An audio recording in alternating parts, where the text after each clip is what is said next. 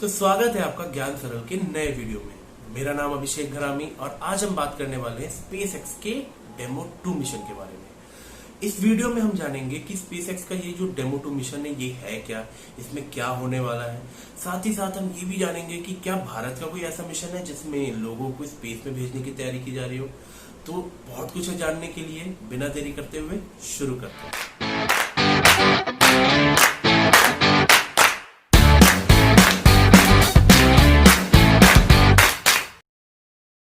तो दोस्तों, जैसा कि आप जानते हैं कि 27 मई 2020 को स्पेस एक्स का डेमो 2 मिशन लॉन्च होने वाला था, लेकिन मौसम में आई खराबियों के कारण इसे आगे बढ़ाकर 30 मई 2020 कर दिया।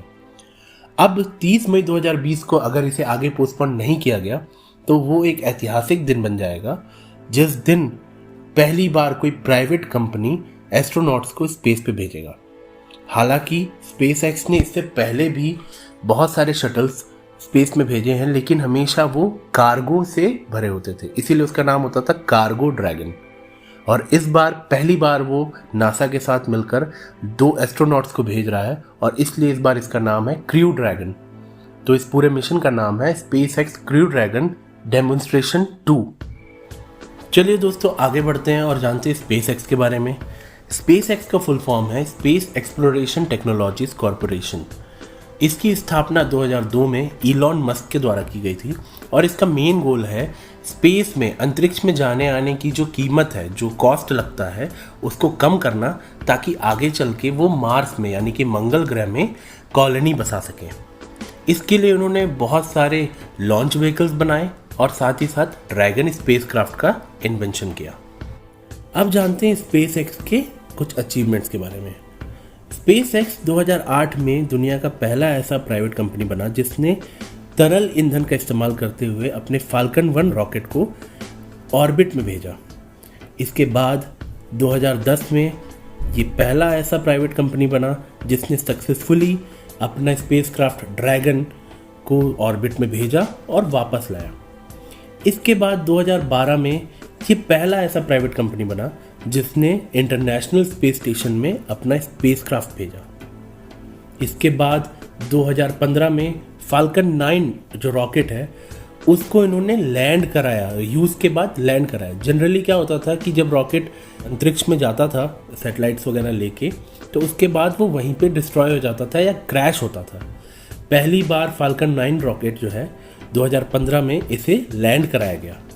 इसके बाद फाल्कन 9 रॉकेट को ही 2017 में वापस से इस्तेमाल किया गया, मतलब रीयूज़ किया गया और ऑर्बिट में भेजा गया। इसके बाद 2018 में स्पेस एक्स पहली ऐसी प्राइवेट कंपनी बनी जिसने सूरज की परिक्रमा करने के लिए किसी ऑब्जेक्ट को स्पेस में भेजा हो। इस चीज़ के लिए इन्होंने इलॉन मस्क की दूसरी कंपनी टेस्ला की एक गाड़ी, टेस्ला रोडस्टर के नाम से, उसका इस्तेमाल किया और उसे स्पेस में लॉन्च किया, ऑर्बिट में लॉन्च किया, जो सूरज के चक्कर काट रहा है। आगे चल के स्पेस एक्स ने नासा के साथ भी बहुत सारे काम किए। नासा के साथ इसने शुरुआत में रीसप्लाई मिशन किए। रीसप्लाई मिशन ऐसे मिशन होते हैं जो इंटरनेशनल स्पेस स्टेशन में रह रहे एस्ट्रोनॉट्स के लिए सप्लाई भेजने का काम करते हैं।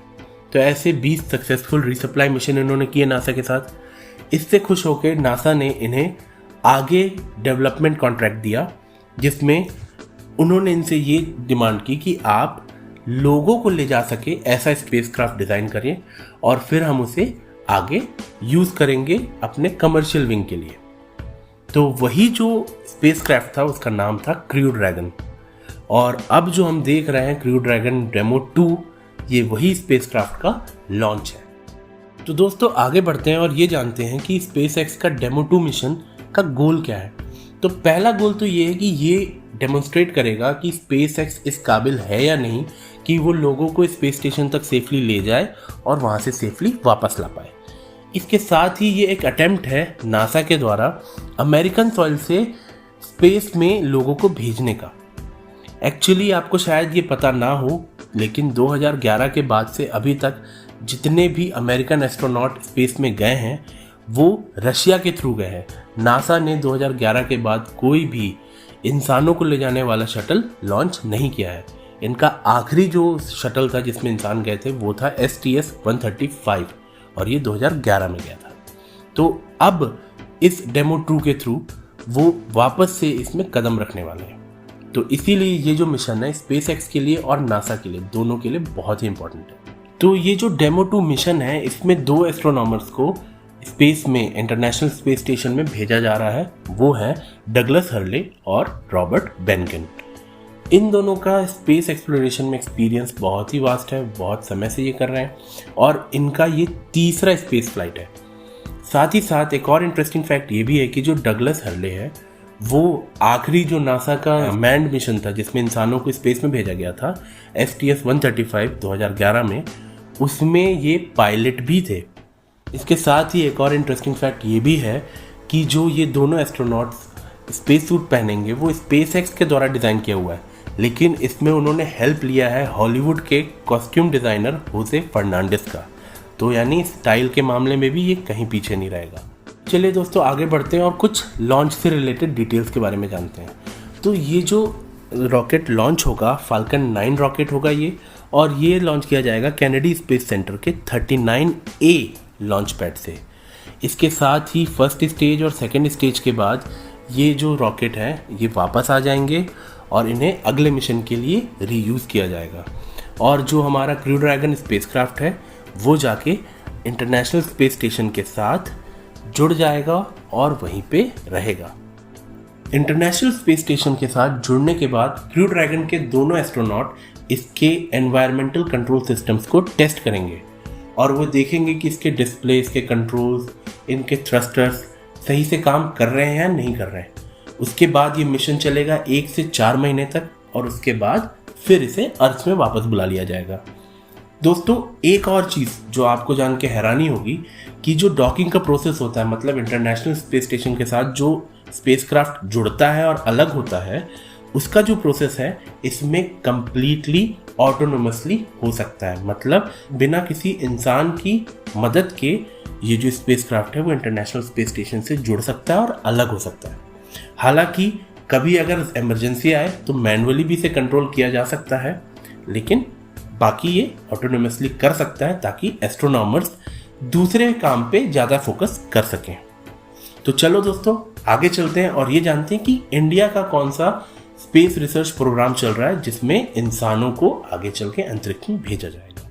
तो दोस्तों इंडिया में भी इसरो इस चीज़ को प्लान कर रहा है कि जो ह्यूमन स्पेस फ्लाइट है, मतलब इंसानों को स्पेस में भेजने के लिए स्पेसक्राफ्ट बना पाए। इसके लिए उन्होंने नाम दिया है गगनयान। तो जो गगनयान है वो दिसंबर 2021 तक लॉन्च करने की बात चल रही है, प्लानिंग चल रही है। और अगर ये चीज़ सही हुआ, अगर मतलब ये प्लान जो है वो सक्सेसफुल हुआ, तो इंडिया चौथा ऐसा देश बन जाएगा रशिया, यूनाइटेड स्टेट्स और चाइना के बाद जो लोगों को स्पेस में भेजने के लिए स्पेसक्राफ्ट बनाया होगा। तो आशा करता हूँ आपको ये वीडियो पसंद आया हो। अगर ये वीडियो पसंद आया तो अपने दोस्तों के साथ जरूर शेयर करें और साथ ही साथ अगर आप इस चैनल में नए हो तो प्लीज चैनल को सब्सक्राइब करें। और आपको कैसी वीडियोस चाहिए टेक्नोलॉजी से रिलेटेड, मोटिवेशन से रिलेटेड, ये प्लीज मुझे कमेंट बॉक्स में लिख के जरूर बताएं। तो चलिए दोस्तों मिलते हैं अगले वीडियो में, तब तक के लिए